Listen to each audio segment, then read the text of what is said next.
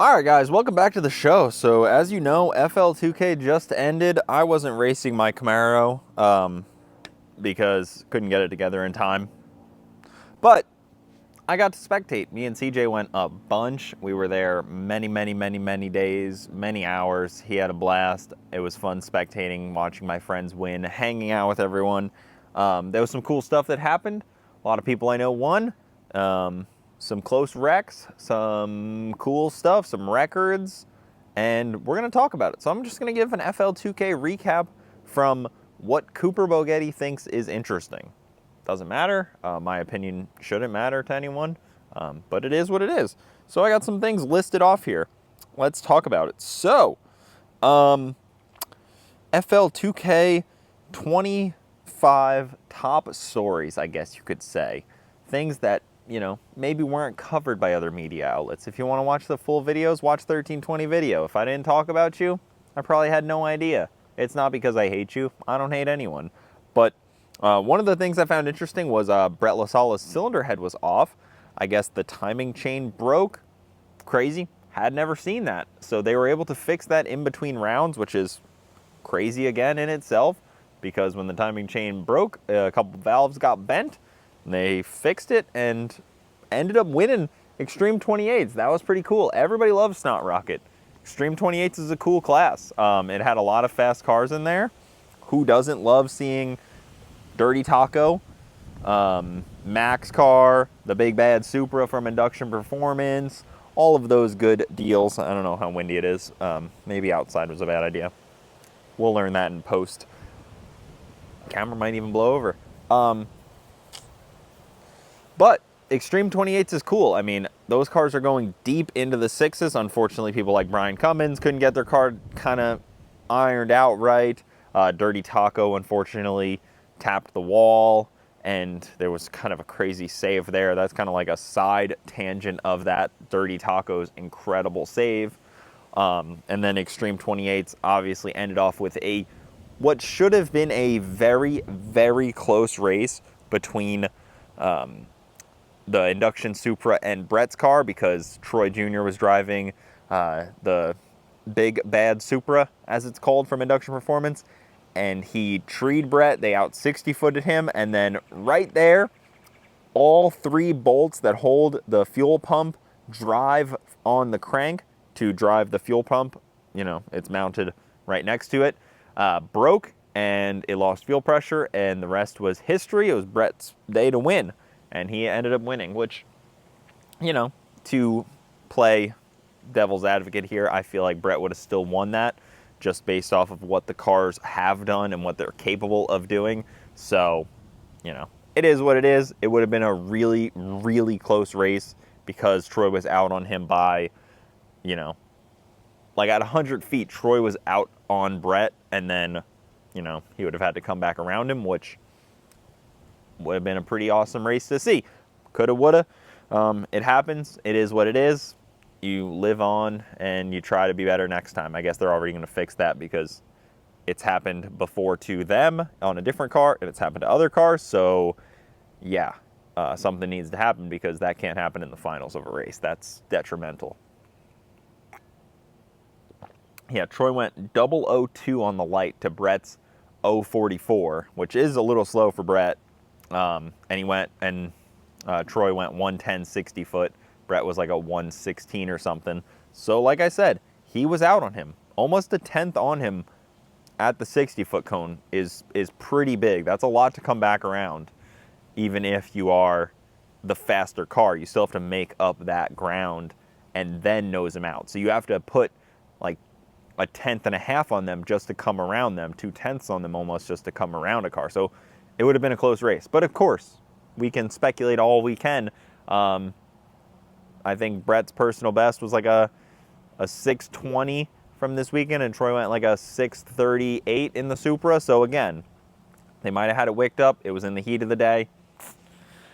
I'm talking about this, and it sounds like I'm coping for induction cars, but I just really wanted to see that race, and it was going to be such a good one.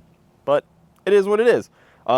Jim won in he was number 1 qualifier, and he won his elite street car class, which was really awesome. Jim Braun, the White Claw Mustang, as they call it. Some call it Great White, but unfortunately, White Claw has stuck, or Pro Mod Jim.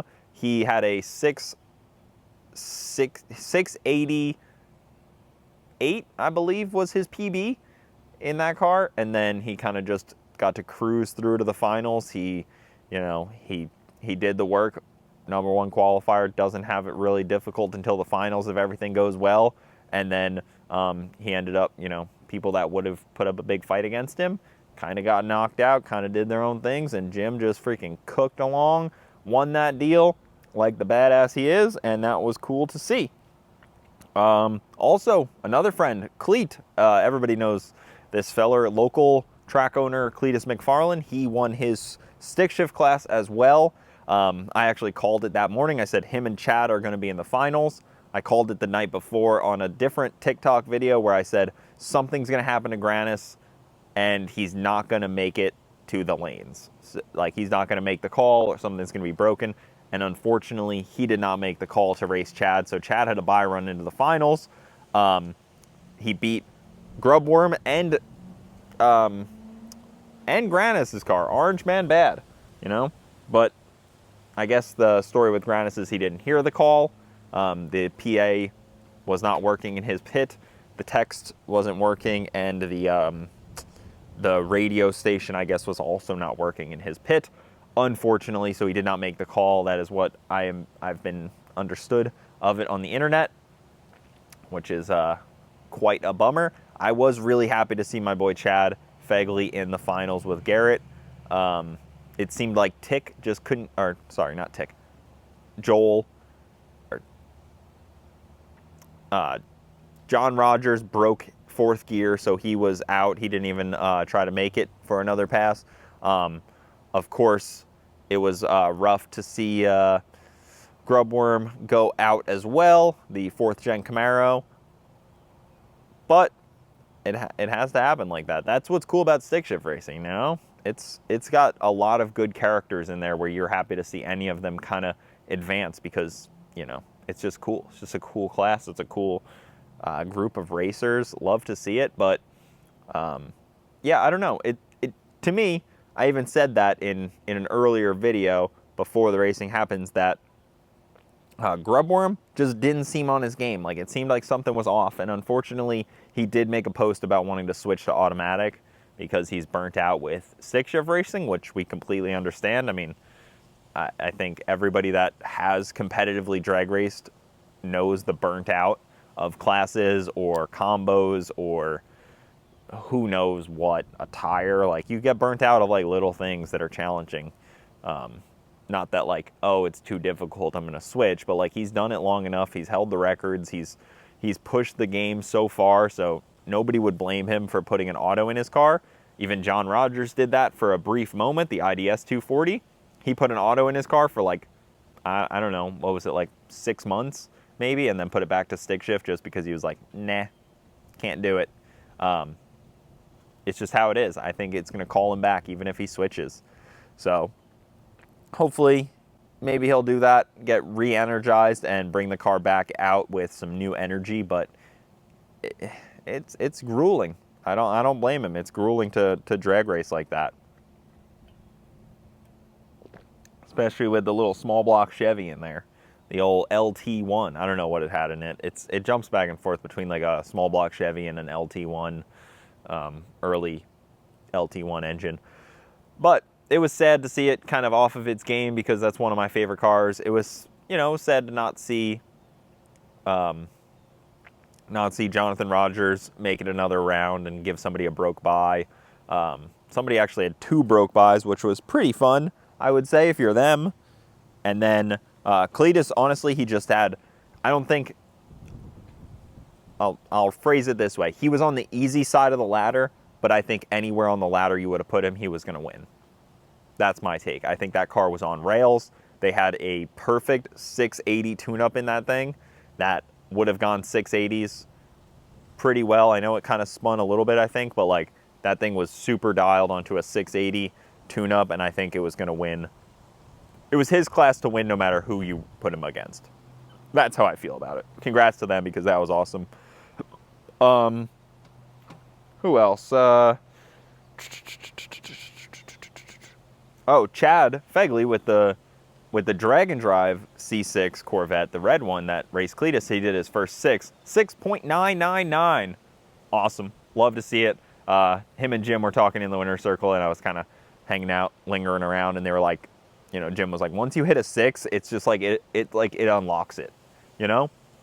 It's weird. You can fight to chase that 6 like Chad's been doing, and then once you find the 6, it's kind of like you just like I said, you just like unlock it. It's just there now. Now you can use it. It's like a video game. Once you unlock it, you have it. It's weird how that works. It happens like that with everyone. Like with Brett's car, I bet you the second he hits a 5, he's just gonna have a 5 now. He has a 5-second tune-up. Like once you do it, you have it. I don't know. It's weird how that works. Kyle, as a lot of you guys saw, came the Boosted Boy Kyle.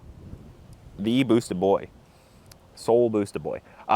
He came after he blew up his engine, the H22. He came and borrowed my trailer to go pick up his car from the track, bring it home, pull the engine out, put a new motor in it, and then he showed back up and won stick shift B class after having no sleep, putting a new motor in it, which I will say, if you hear a Honda has to put a new motor in it, you're probably thinking, well, yeah, I mean, they do that constantly at World Cup. Yeah, but if you're not prepared to do it, if your car's not designed to have like motors hot swapped in and out of them, like some of those other Hondas, and it's just like kind of a street car like that, it's a little different. If you had to take it home, you had to go find a motor, you didn't have a motor, it's a little different. So, you know, go like his video, give him some props. That was a huge amount of work.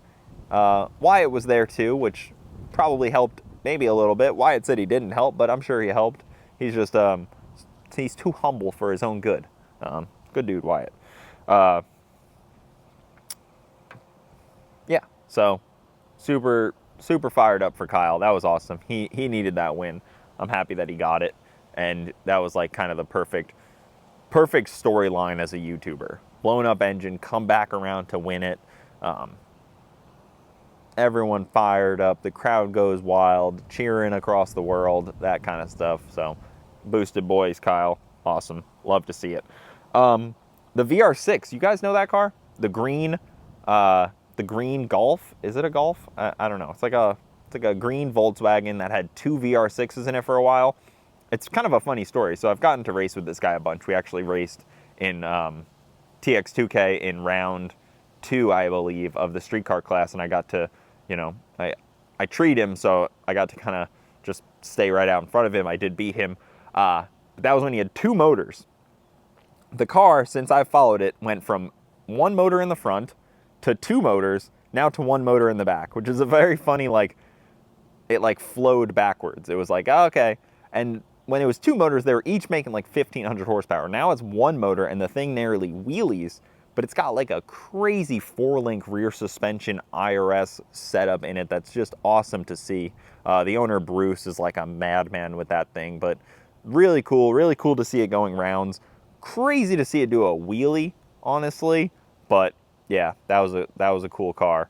I don't remember who he ended up racing or what class he was in, honestly, but it was very cool to watch it. I know he raced somebody I knew, but I can't remember.